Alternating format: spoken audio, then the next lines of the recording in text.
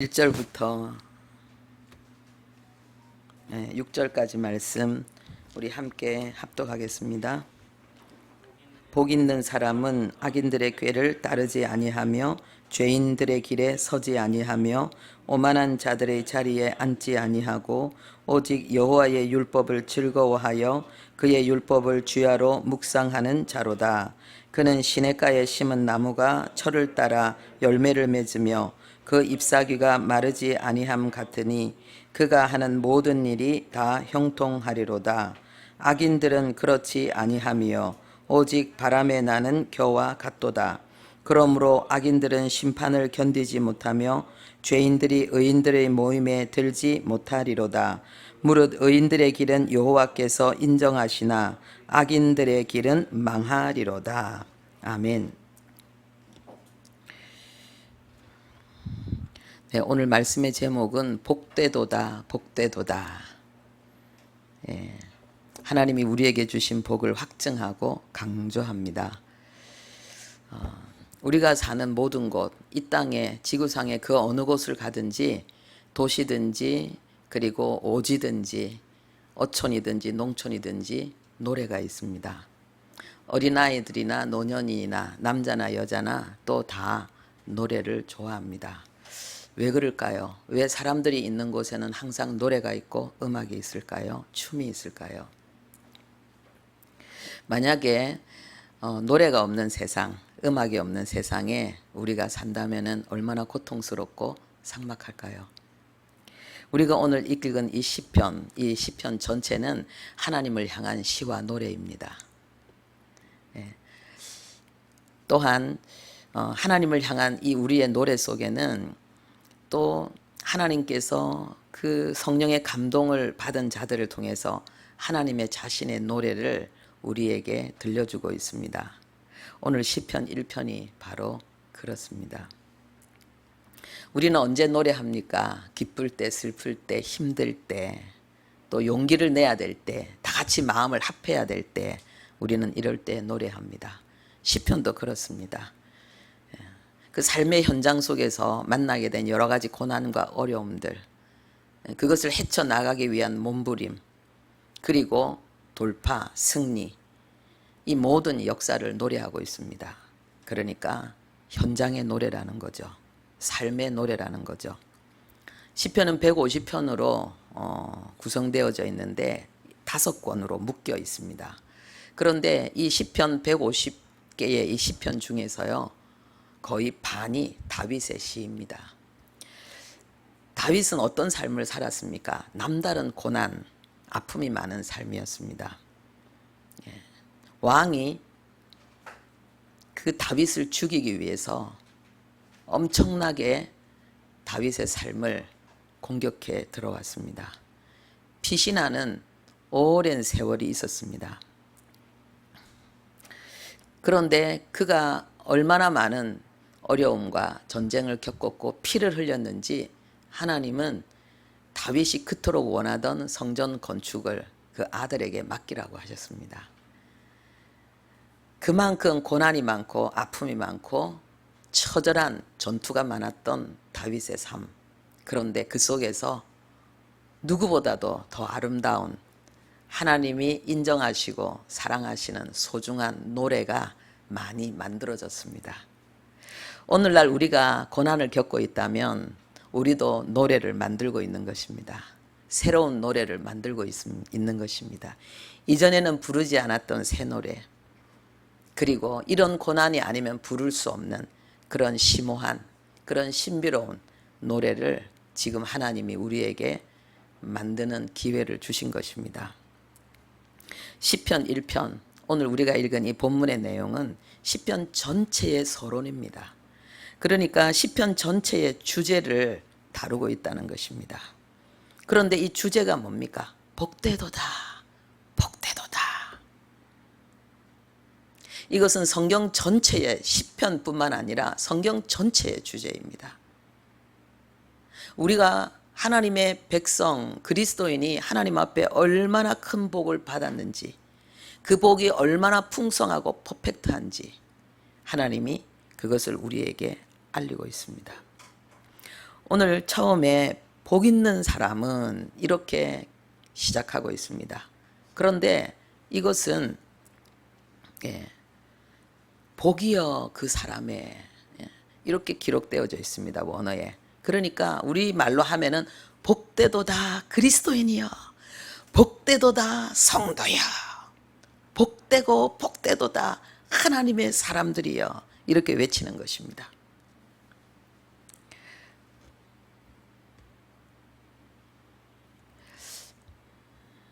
네. 여러분들이 이렇게 하나님 앞에 복을 받은 존재라고 하나님이 지금 외치고 있는 것입니다. 왜요? 내가 얼마나 하나님 앞에 큰 복을 받았고 대단한 복을 받았는지를 우리가 인식하기를 원하십니다. 하나님이 이렇게 간절히 우리에게 인식시키기를 원한다는 이야기는 뭡니까? 우리가 그만큼 내가 얼마나 복된 존재인가, 큰 복을 받았는가를 잘 모르고 있다는 거죠. 그걸 자꾸 놓친다는 거죠. 그래서 하나님은 이렇게 선포하시면서 그 밑으로 이렇게 왜 우리를 복되다고 하나님이 노래하시는지 그 내용을 아주 자세하게 설명해 놓고 계십니다.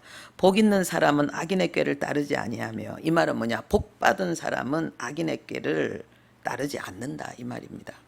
그러니까 악인의 꾀를 따르지 않는 복을 우리에게 주셨다는 것입니다.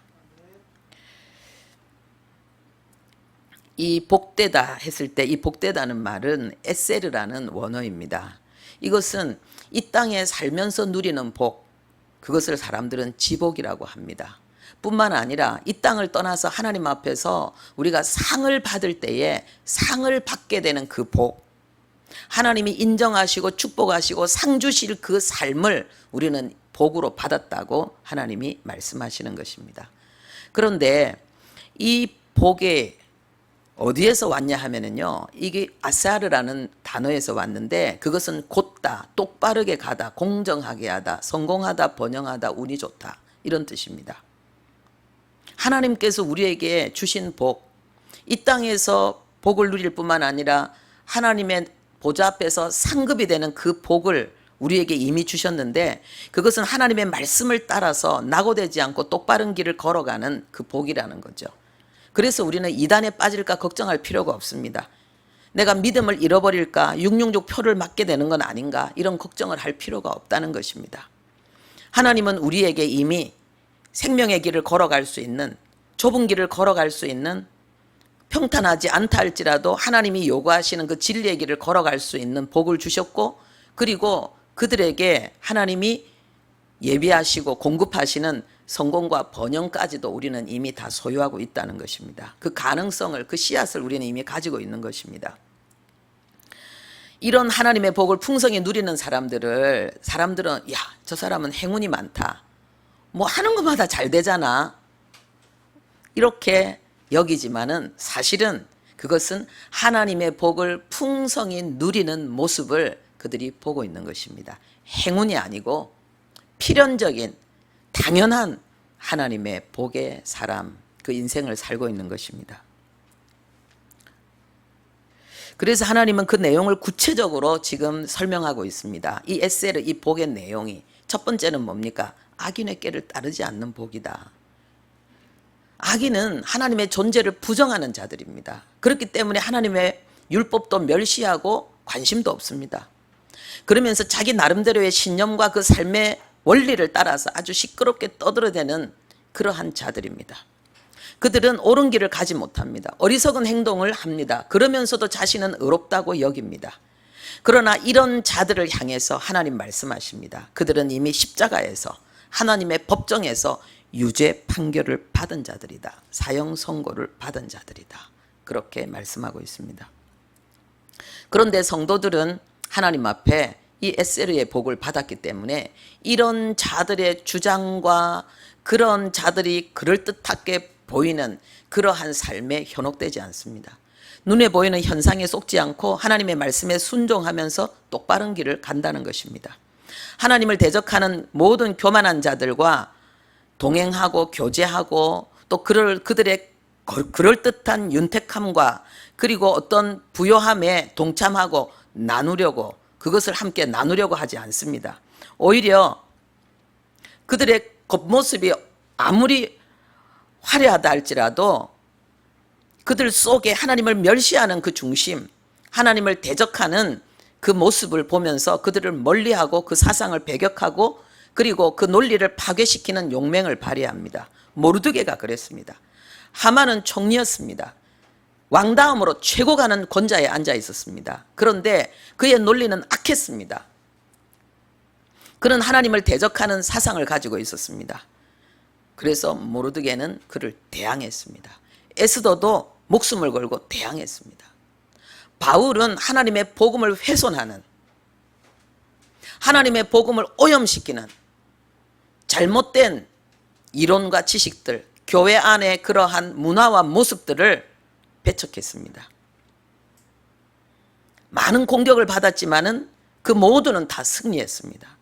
하나님이 그들에게 하나님을 대적하는 사상과 이론을 굴복시키는 능력과 용맹을 주셨기 때문입니다. 그들의 모든 승리는 이미 하나님이 그들에게 주신 복, 그래서 악인의 꾀를 따르지 않는 그 삶 속에 하나님이 이미 허락하신 승리와 영광이었습니다. 하나님이 오늘 우리에게 복되도다라고 노래하시는 그 두 번째 복의 내용은 죄인의 길에 서지 않는 복입니다. 죄인은 그 마음의 근본 사상과 뿌리가 하나님을 대적하는 그 내용으로 가득 찬 사람들입니다. 이들은 문제 해결과 자기의 목적 달성을 위해서는 하나님을 무시해도 전혀 죄의식을 느끼지 않습니다. 하나님이 없는 생활, 그런 사상이 습관이 되어 있기 때문에 그렇습니다. 그리고 그들은 어리석은 일에 빠르고 당당하고 그리고 그런 일을 행하는 자들이 옳다고 주장합니다. 하지만 그들은 이미 표적을 빗나간 화살과 같이 길을 잃고 헤매다가 결국은 시들어버릴 자들입니다.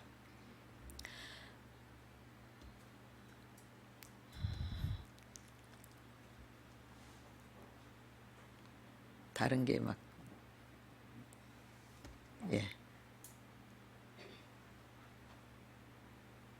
네.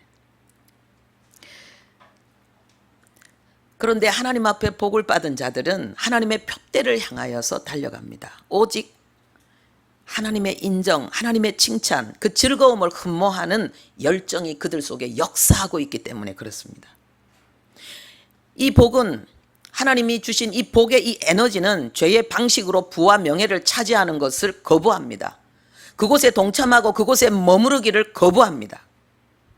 하나님에 대한 믿음, 사랑으로 그들의 마음이 무장되어 있기 때문에 그렇습니다. 그런데 그 길이 바로 하나님께서 주시는 거룩한, 마음까지도 평안한, 하나님이 상으로 하나님의 보좌 앞에서도 인정을 받는 그 번영과 그 성공의 길을 걸어가는 것입니다.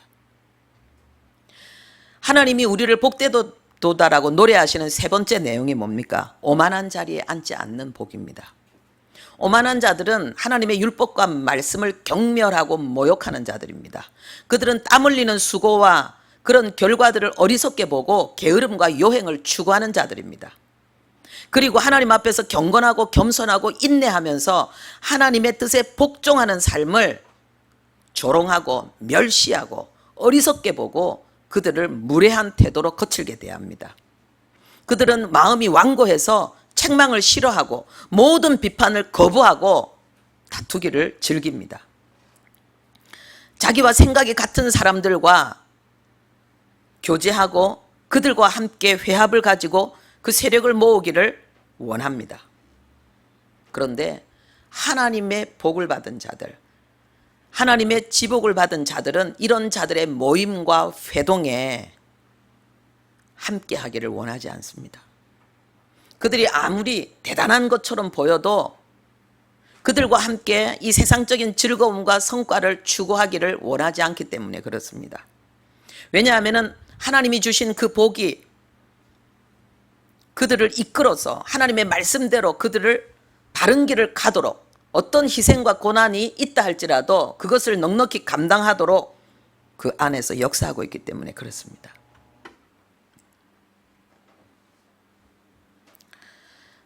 하나님이 복되도다 말씀하신 이 네 번째 복의 내용은 여호와의 율법을 즐거워하면서 그 율법을 주야로 묵상하는 복입니다. 여러분, 이것이 복입니다. 이것이 하나님의 은혜입니다. 하나님이 우리에게 이 은혜를 이미 주신 것입니다. 하나님의 율법을 사랑하고 기뻐하고 흠모하는 그 에너지로 마음이, 그 삶이 움직이고 있는 것입니다. 그래서 하나님의 말씀을 늘 가까이 하면서 주야로 묵상할 수 있는 것입니다. 주야가 뭡니까? 기쁠 때나 슬플 때나 약할 때나 강할 때나 언제나 말씀을 붙들고 있다는 거예요. 기쁨 속에서도 말씀으로 반응하고 슬픔 속에서도 말씀으로 반응하고 약할 때도 말씀으로 반응하고 강할 때도 말씀으로 반응하는, 철저히 하나님의 말씀에 붙들린, 말씀에 연합된 자의 복, 하나님은 이것을 복이라고 말씀하는 것입니다. 이 묵상한다는 것이 무엇입니까? 이것은 하나님의 율법에 대한 사무치고 사무치는 사랑이 겉으로 표현되어지는 것입니다. 하나님을 너무 사랑해서 하나님을 보고 싶고 알고 싶고 가까이 하고 싶고 가슴에 품고 싶고 그 하나님과 연합되고 싶고 오직 그 하나님의 소원을 이루고 싶은 사무치는 그 영혼의 그 하나님을 향한 뜨거운 사랑이 겉으로 표현되어지는 것이 뭐냐? 말씀을 묵상하는 것입니다.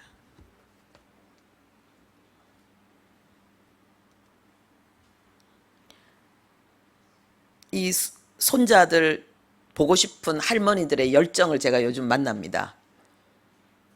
손자들 보려고 하니까 전부 뭐 어떤 사람은 안 하고 싶다는 그 접종도 하고요. 그리고 또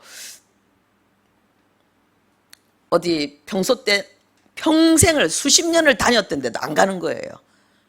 왜? 손자 만나려면은 조심해야 된다는 거예요. 얼마나 보고 싶으면, 얼마나 가까이서 보고 싶고 만지고 싶고, 정말 손자의 웃는 모습을 사진이 아니라 영상이 아니라 직접 보고 싶으면 남들이 다 마다하는 걸 해내는 거예요. 사랑의 힘이죠. 하나님에 대한 사랑. 이 하나님의 사랑이 우리의 영혼에 사무치면은 재미없고 관심이 없었던 이 말씀이 막 꿀송이처럼 단 거예요. 쉬는 시간을 찾아서 만나고 전에는 즐거워서 만나서 함께 있던 친구와의 만남도 팍 버리고 막 달려오는 거예요. 성경 읽고 싶어서. 하나님이 우리에게 이 복을, 말씀을 묵상하는 이 힘을 하나님이 우리에게 주셨다고 말씀하십니다. 말씀대로 살고 싶어서 신음하고 괴로워하고 슬퍼하고 몸부림치는 거예요. 이게 하나님께 받은 복이라고 말씀하십니다. 사자가 먹이를 발견하면 그것을 삼키고 싶어서 으르렁거리듯이, 그리고 마침내 그것을 취하고 삼키듯이 말씀 속에서 하나님을 만나고 싶어서 으르렁거리는 거예요.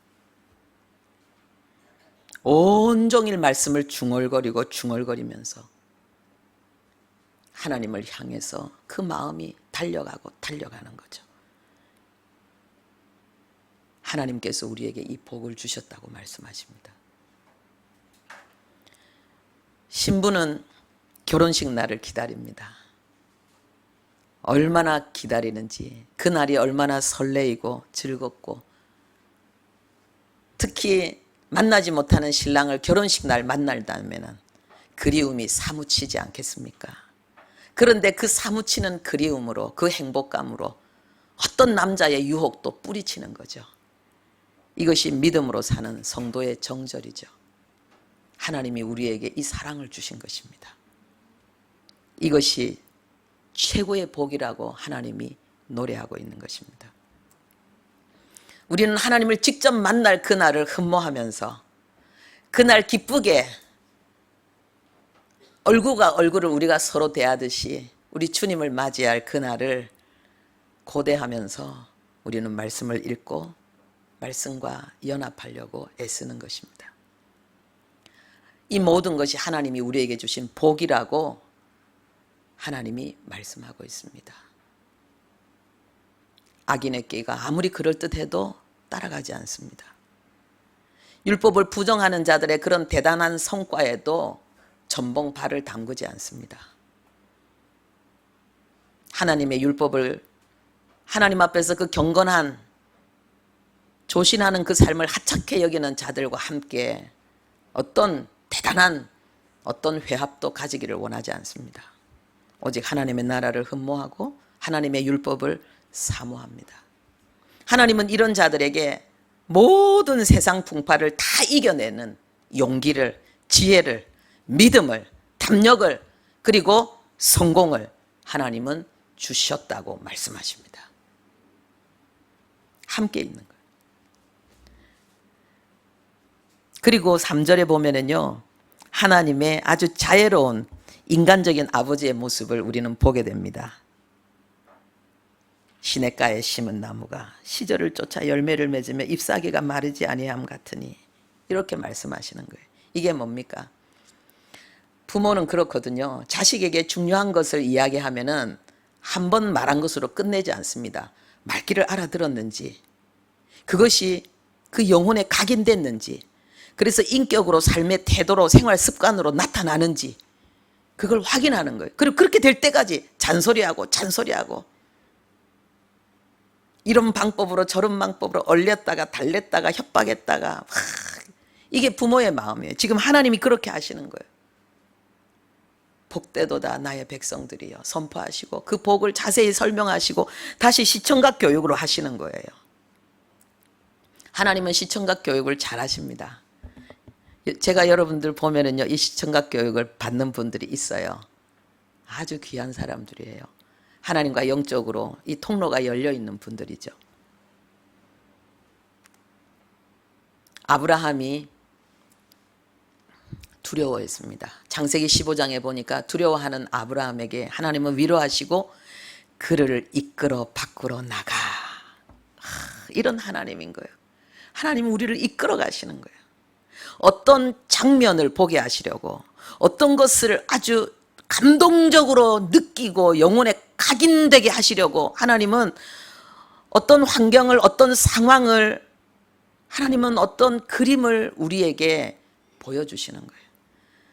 하나님은 아브라함을 밖으로 데려나갔습니다. 캄캄한 밤이었습니다. 아주 지금 오염돼 가지고, 우리는 그만큼 많은 넓은 하늘에 가득한 별을 볼 수 없는데요, 아브라함이 본 하늘은 너무나도 크고 그 하늘에는요 별이 가득 박혀 있었어요. 그리고 그 아주 그 차가운 서늘한 바람이 이렇게 싹 스치면서 그 피부에 닿아서 정신이 번쩍 드는데 하늘의 별은 쏟아질 것 같은 거예요. 그런데 하나님 말씀하시는 거예요. 네 이 별들을 셀 수 있겠니? 아니요. 어떻게 세요? 그렇지. 네 후손이 이렇게 많을 거야. 하나님은 우리가 하나님의 그 마음, 내 삶을 향한 하나님의 비전, 내 삶을 향한 하나님의 목적을 깨닫기를 원하시고 그것을 이룰 수 있다는, 하나님으로 인하여서 그것을 성취할 수 있다는 믿음, 담력, 여유, 하나님은 이것을 우리에게 심어주고 싶어 하시는 거예요. 나는 할 수 없어, 안 돼, 힘들어, 이런 게 아니고요. 할 수 있어. 할 수 있거든이 무슨 말이냐, 믿는 자에겐 능치 못함이 없다. 그래서 하나님은 이런 시청각 교육을 시키는 거예요. 이런 감동의 그러한 드라마를 하나님이 연출하는 거예요. 야곱도 그랬습니다. 창세기 28장에 보면은 형이 죽이려고 하니까 도망가는 거예요. 얼마나 떨리고 한 번도 가보지 못한, 만나지 못했던 그런 사람들을 만나야 되는데, 하나님께서 그 그냥 웅크리고 잠든 그 밤에 하나님이 꿈으로 이 야곱을 시청각 교육시켜 주시는 거예요. 하늘이 열리고 사닥다리가 땅에서 하늘까지 탁 닿아 있고 거기 하나님이 서 계신 거예요. 그리고는 하나님께서 일어나셔서 하나님께서 야곱에게 말씀하시는 거예요. 두려워하지 말라. 내가 너와 함께 있겠다. 너 편안하게 돌아올 것이다. 내가 너에게 약속한 것을, 네가 감동을 받고 네가 소원하고 네가 꿈꾸며 기도한 그 모든 것을 내가 너에게 완전히 이루고 성취하기까지 내가 너를 떠나지 않고 내가 너를 이끌어 줄 것이다. 할렐루야. 하나님이 교육하시는 거예요. 하나님은 우리에게 꿈을 통해서 많이 말씀하십니다. 하나님은 우리에게 비전을 보여주시는 거예요. 야곱뿐만 아니라 요셉도 그랬습니다.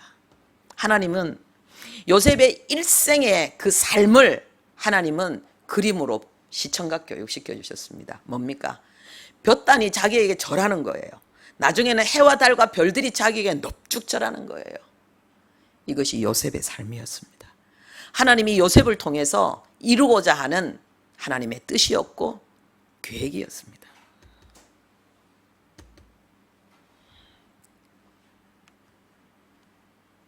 하나님이 오늘 우리에게 말씀하십니다. 너는 시냇가에 심겨진 나무다. 이 시내는요, 맑은 물이에요. 오염되지 않는 물, 그리고 풍성하고 넉넉한 물, 마르지 않는 영원히 가득한 그 시내를 이야기합니다. 거기에 푸르고 푸른 나무를, 아주 아름드리 큰 나무를 여러분 상상해 보십시오. 윤기 가득한 그 빛나는 잎사귀가 바람에 이렇게 소리를 내면서 움직이는, 그게 그 나무에 얼마나 잎사귀가 가득한지 멀리서도 그 나무를 볼 수 있는 그런 모습을 여러분 상상해 보십시오. 가까이 가면은 멀리서 보지 못했던 것들이 보이기 시작합니다. 달콤한 극상품의 열매, 극상품의 열매, 주렁주렁 가득하게 매달려 있는 그 모습입니다. 여러분입니다. 하나님이 여러분에게 주신 모습입니다. 예수 안에서 하나님이 여러분에게 주신, 복 주신 그 모습이 뭐냐? 시냇가에 심겨진 나무입니다. 잎사귀가 마르지 않고 때를 따라서 시절을 쫓아서 풍성하게 열매 맺는 이 아름다운, 이 아름드리 열매 맺은 이 나무, 바로 여러분이라는 것입니다. 하나님은 우리의 정체성을 바꾸기를 원합니다.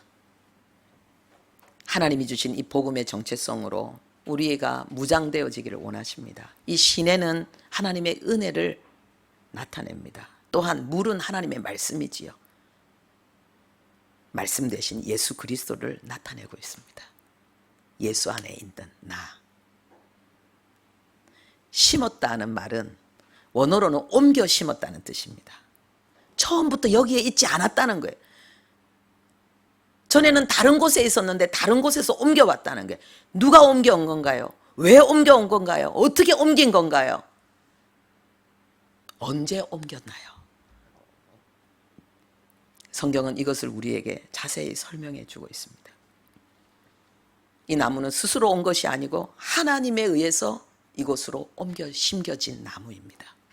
척박한 땅, 열매 맺지 못하는 땅, 열매 맺을 희망도 없는, 가능성이 전혀 없는 절망과 죽음의 땅, 거칠은 땅, 메마른 땅에서 뽑혀서 이 생명의 땅으로, 이 부요의 땅으로, 이 윤택하고 기름진 땅으로 옮겨졌다는 것입니다. 전에 그곳에 있을 때는 부모도 원망하고 자신도 원망하고 모든 것이 원망과 고통과 불평이었습니다. 때로는 팔자 타령하면서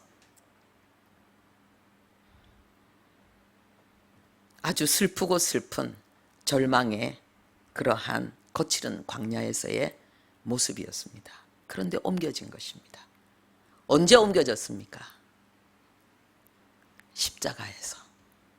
내 대신 나의 고난과 수치와 죽음의 실패의 쓴 잔을 마신 예수님이, 그것을 마신 그 순간 나는 옮겨지게 된 것입니다. 그래서 이런 찬양이 있습니다. 십자가에서 그는 내 이름 바꾸셨네. 고아에서 아들로, 거절에서 용납으로, 죄인에서 의인으로, 저주에서 축복으로, 원수에서 연인으로, 창기에서 신부로 그는 나를 바꾸셨네. 십자가에서 그는 내 이름을 바꾸셨다는 거예요. 그래서 고린도후서 5장 17절에 말씀하고 있습니다. 그런즉 누구든지 그리스도 안에 있으면 새로운 피조물이라. 이전 것은 지나갔으니 보라 새 것이 되었도다. 새 것이 되었도다. 근데 시편 135편 4절에는 더 구체적으로 이야기합니다. 어떤 새 것이 되었느냐? 여호와께서 자기를 위하여 야곱 곧 이스라엘을 자기의 특별한 소유로 택하셨다. 자기를 위해서. 하나님이 나를 새로운 피조물로 만드신 이유가 뭐냐? 하나님 자신을 위해서. 자신을 위해서 나를 무엇으로 만드셨다고요? 하나님의 특별한 소유로 하나님이 선택하셨다는 거예요. 옮기셨다는 거예요. 여기서 특별한 소유는 무엇을 이야기합니까? 보물, 하나님의 보물. 우리 다 같이 할까요? 나는 하나님의 보물이다. 세 번 합시다. 나는 하나님의 보물이다. 나는 하나님의 보물이다. 나는 하나님의 보물이다. 하나님을 위해서 존재하는 보물이다. 이 보물은 뭐예요? 절대로 잃어버리지 않는 거예요. 절대로 빼앗기지 않는 거예요. 목숨처럼 소중하게 간직하는 거예요. 명예예요. 우리가 바로 하나님께 그런 존재인 거예요.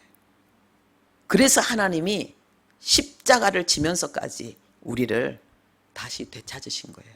우리를 옮기신 거예요.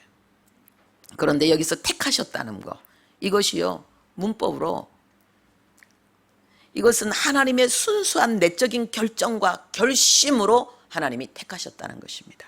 나에게 이유가 있지 않다는 것입니다. 나의 어떠함이 아니라는 것입니다. 순수한 하나님의 결심, 결정, 선택이었다는 것입니다. 그 말은 뭡니까? 나의 어떠함으로 인해서 이 결정이 바뀌지 않는다는 거예요. 내가 잘하거나 못하거나, 내가 실패하거나, 내가 쓰러져 있거나, 때로는 하나님께 삐쳤거나, 하나님은 나의 어떠함으로 결정한 게 아니고 하나님 스스로의 결단이었기 때문에 하나님은 나에게 영향받지 않고 이 결단은 영원하다는 것입니다. 영원히 취소되지 않고 바뀌어지지 않는 하나님의 선택이라는 것입니다. 우리는 하나님의 보물인 동시에 영원한 보물인 거예요. 한 번 더 할까요? 나는 하나님의 영원한 보물이다. 나는 하나님의 영원한 보물이다. 할렐루야. 두 번 더 합시다. 나는 하나님의 영원한 보물이다. 나는 하나님의 영원한 보물이다. 아멘. 네. 하나님은 우리를 위해서 악인의 모습도 시청각 교육으로 우리에게 각인시킵니다. 우리는 시냇가에 심은 나무인데 악인은 뭐라고 하시느냐? 4절에 보니까 바람에 나는 겨와 같다. 악인의 모습은 바람에 나는 겨라는 거예요. 내용이 없다는 거예요. 이것은 뭡니까? 하나님의 심판을 견디지 못할 거라는 거예요. 하나님의 심판의 바람이 불어올 때에 그가 수고하고 다투고 힘겹게 쌓아놓은 모든 것이 그 심판을 이겨내고 극복해내지 못할 거라는 거예요. 그리고 사라질 거라는 것입니다. 다시 되찾을 수도 없을 정도로 완전히 소멸될 것을 하나님이 말씀하고 있습니다. 그리고 그의 인생, 그 허무한 인생의 무대까지도 사라질 것을 말씀하고 있습니다. 다시 어떠한 무대에 설 수 없는, 완전히 새로운 기회가 없는 끝난 그러한 멸망을 하나님이 말씀하고 있습니다. 그들은 오직 자기의 이익만을 위해서 연약한 자를 누르고 억압하면서 살았던 자들입니다. 그들은 하나님의 율법을 무시하고 자기의 이념, 자기 삶의 방식으로 거짓과 외식, 소유와 성공만을 향해서 달렸던 삶을 살았던 자들입니다. 그래서 그들은 내일을 준비하지 못한 거죠.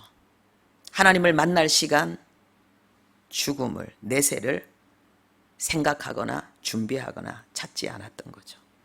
그래서 그들은 하나님의 정의의 심판을 견디지 못하고 무너질 것이다.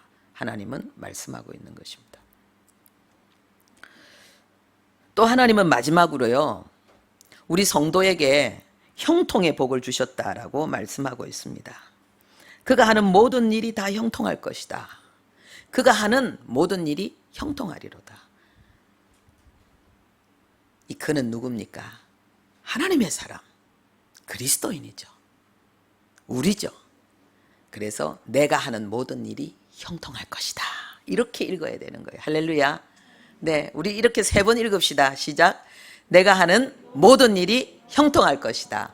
내가 하는 모든 일이 형통할 것이다. 내가 하는 모든 일이 형통할 것이다. 하나님이 선포하십니다. 요셉이 이 축복 속에 있었습니다. 80세 노인이었던 모세가 이 축복으로 바로를 꺾고 애굽을 이기고 출애굽의 역사를 이루었습니다. 다윗은 평생 이 축복으로 모든 전쟁에서 이겼습니다. 그는 왕의 추격을 피해서 험난하고 어려운, 때로는 굴 속에서 어두컴컴하고 습한 그 환경 속에서 막 건강에 피해를 입으면서 가난과 싸우면서 힘들게 지내는 시간들도 있었습니다. 그때 그는 이런 시를 썼습니다. 시편 57편 2절에 내가 지존하신 하나님께 부르짖음이여 곧 나를 위하여 모든 것을 이루시는 하나님께로다. 아멘. 만사형통의 복을, 나의 모든, 나와 관계된 모든 영역을 하나님께서 돌보신다는 것입니다. 소중하게 하나님께서 그 간구와 소원과 그 꿈을 하나님이 이루어 주신다는 것입니다. 이것이 뭐냐? 찰나흐의 복입니다. 찰나흐. 이 찰나흐라는 이 뜻은요, 앞으로 나간다, 발전한다, 돌진한다, 성공한다, 유익하다, 번영하다 이런 뜻입니다. 가만히 있는데 하나님이 만사형통을 그냥 이루어 주시는 것이 아니고요, 하나님이 우리에게 이 만사형통의 에너지를 주신 것입니다. 우리 앞에 우리의 전진을 가로막는 담과 장애물들을 넘고 통과하는, 그래서 앞으로 전진하고 전진하는 능력을 하나님이 우리에게 복으로 주셨다는 것입니다. 어제보다 오늘, 오늘보다 내일 우리는 계속해서 성장하고 발전하고 성화하는 그러한 존재로 하나님께서 복을 주셨다는 것입니다. 여러분, 나이가 늙는 것을 두려워하지 마십시오. 찰나흐의 복, 육신적인 노쇠함이 아니라 영적으로 더 성숙하고, 그래서 더 경건하고, 그래서 더 성령 충만하고, 그래서 새로운 힘과 활력을 얻는 이 복을 하나님은 우리에게 주셨습니다. 사단이 안 된다고 우리에게 말하면, 힘들다, 어렵다, 불가능하다고 말하면 더 달려드는 거예요. 작사를 내버리는 거예요.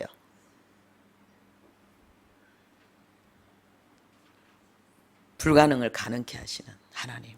하나님께는 불가능이 없습니다. 하나님께는 불가능이 없습니다. 돌파하는 힘, 성취하는 힘. 남들이 다 안 된다고 할 때 된다고 달려나가는 거예요. 남들이 불가능하다고 말할 때에 가능하다고 외치고 나가는 거. 이것이 바로 하나님이 하나님의 백성들에게 주신 복. 이 복이 우리 안에 있습니다. 우리는 이 복을 받은 자들입니다. 우리에게 주어진 어떤 어려움, 어떤 난관, 어떤 불리한 환경과 상황도 전부 우리에게 유익이 되고 전화위복이 되는 복을 하나님이 우리에게 주셨다고 말씀하십니다. 그래서 우리가 겪는 고난, 지름길이에요. 우리가 겪는 고난, 하나님이 우리에게 주신 지경이 넓어지는 거예요. 하나님이 우리에게 주신 고통, 어려움, 내가 상상할 수 없는, 나는 이쪽으로 가고 싶은데 하나님이 예비하신 더 넓고 더 멋진 길로 하나님이 우리를 방향을 턴하시는 거예요. 그래서 우리 믿음의 선진들은 이야기합니다. 너희가 여러 가지 시련, 어떤 시련을 당해도 100% 기쁨으로 반응하라. 그냥 견뎌라. 그 문제를 해결하려고 노력하는 것보다 그 속에 하나님의 뜻을 찾고 그 뜻에 집중해라. 그러면 네가 달라질 거라는 거예요. 네가 온전해질 거라는 거예요. 너의 부족함이 사라질 거라는 거예요. 너에게 새로운 능력이 생길 거라는 거예요. 그것은 내가 너를 앞으로 이끌어 나가서 내가 너를 통해서 이루고자 하는 그 일에 필요한 재능, 기름 부음, 은사, 새로운 인격, 더 너그러운 마음, 더 강력한 용기, 도전의식, 자유, 평안, 하나님이 그걸 우리에게 주신다는 것입니다. 고난을 통해서. 그리고요, 이 문법을 보면은요, 이것이 이 만사형통의 복이 우리에게 어떻게 이루어지는가라는 것을 하나님이 자세히 나타내고 있는데, 우리의 인간적인 노력과 방법이 아니고 하나님의 감동과 역사로 말미암아서 이 형통이 이루어진다는 거예요. 그러면 우리의 열심과 노력은 뭡니까? 성령의 감동. 내가 집어 짜낸 열심이 아니라는 거예요. 그냥 우리 속에서 성령께서 허락하시는 그 넘치는 에너지가 우리로 하여금 열정으로 움직이게 만든다는 거예요. 성령께서 우리에게 주신 믿음이 담대하게 도전하면서 성취하도록 만든다는 거예요. 오늘뿐만 아니라 내일도, 내일뿐만 아니라 모레도 계속해서 이 복은 우리 안에서 역사할 거라는 것입니다. 겉보기에 외형뿐인 어떤 그럴듯한 성공이 아니라 속은 썩었고 속은 근심으로 찌들어서 무너지는 그런 껍데기 성공이 아니고, 내면으로는 더 깊이 더 진실하게 참되게 행복하고 평안하고 자유하면서 감사하면서 겉으로도 윤택하게 누리는 진정한 행복, 진정한 성공을 하나님이 우리에게 주셨다는 것입니다. 그리고 이것은 우리 한 사람 한 사람 한 사람 그 개인의 삶 속에서 구체적으로 세밀하게 정확하게 성취되어지는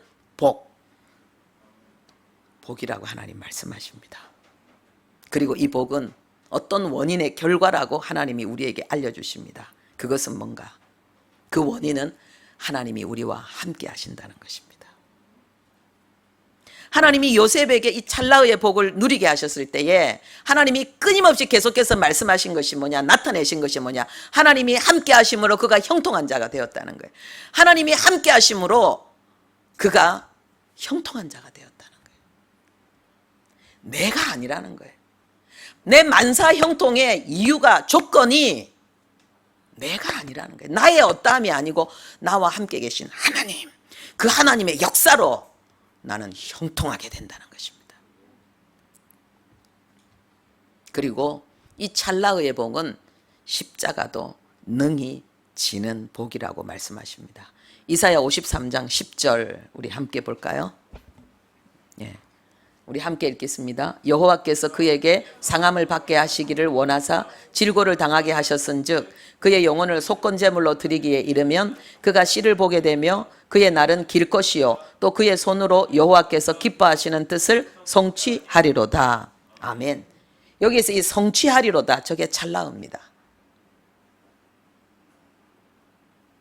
하나님이 기뻐하시는 뜻을 성취하는 것, 하나님의 언약이 성취되어지는 것, 우리 일생의 비전과 사명이 성취되어지는 것, 그것이 바로 만사형통의 비결이라는 거죠. 만사형통의 내용이라는 거죠. 십자가.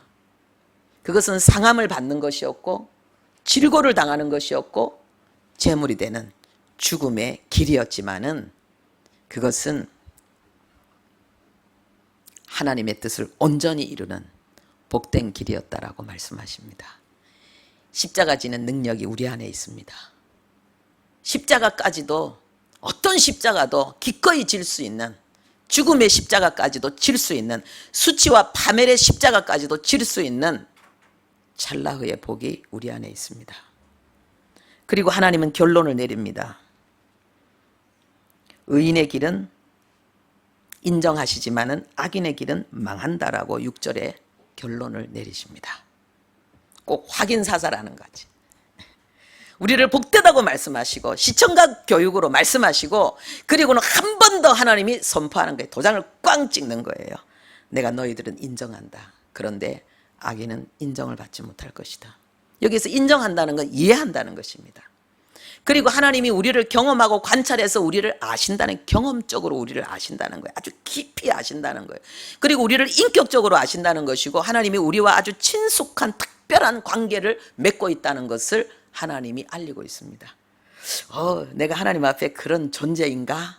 나는 그렇게까지 하나님 앞에 아주 특별한 존재인 줄은 몰랐는데, 아까 하나님이 우리를 특별한 보물이라고 말씀하시고 우리를 인정한다는 것은 그걸 또 더 세밀하게 말씀하시는 거예요. 그냥 하나님 그냥 아무렇게나 그냥 팍 찍어서 넌 내 거야 이렇게 한 게 아니라는 거예요. 하나님 나를 아셨다는 거예요. 하나님이 나를 경험하셨다는 거예요. 관찰하셨다는 거예요. 언제 어떻게 경험하고 관찰하셨는지는 모르지만은 하나님은 만세전에 나를 당신의 보물로 선택하셨다는 거예요. 이 땅에 태어나기 전부터 나는 하나님의 보물이었다는 거예요. 오직 십자가를 통해서 영원한 보물로 우리가 하나님의 품에 안기기 위해서 우리는 이 땅에 태어난 거예요. 고생하기 위해서 태어난 게 아니에요.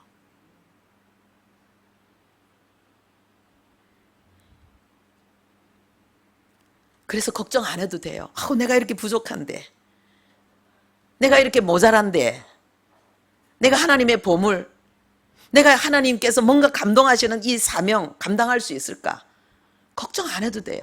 하나님이 이미 다 실험하셨고 관찰하셨고 경험하셨고 인정하셨고 그리고 우리에게 하나님이 주셨어요. 할렐루야.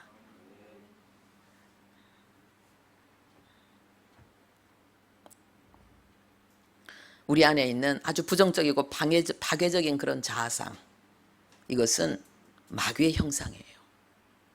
우리가 척박한 땅에 있을 때의 우리의 모습이에요. 이제 우리는 옮겨졌어요. 하나님에 의해서 옮겨졌고 영원히 뽑히지 않는, 우리는 하나님의 특별한 선택, 그 보장 가운데 우리는 시냇가에 심겨진 나무가 되었습니다. 이제 하나님은 우리를 그 마귀의 형상으로부터 우리를 해방시켰다는 사실을 알기를 원하십니다. 그래서 복되도다, 복되도다 나의 백성들이여, 너희들은 시냇가에 심은 나무라. 내가 옮겨 심었다는 거예요. 너희들은 이제 더 이상 과거의 그 두려움과 실패와 그 염려와 아픔을 기억조차 할 필요가 없다는 거예요. 다시 실패할까봐, 수치당할까봐, 망할까봐 두려워하지 말라는 거예요. 내가 너희들에게 복을 주었다는 거예요. 이 땅의 복이고 하나님 앞에서 상을 받는 복이고 어떤 상황 속에서도 만사형통하는 복을 내가 너에게 주었다는 거예요.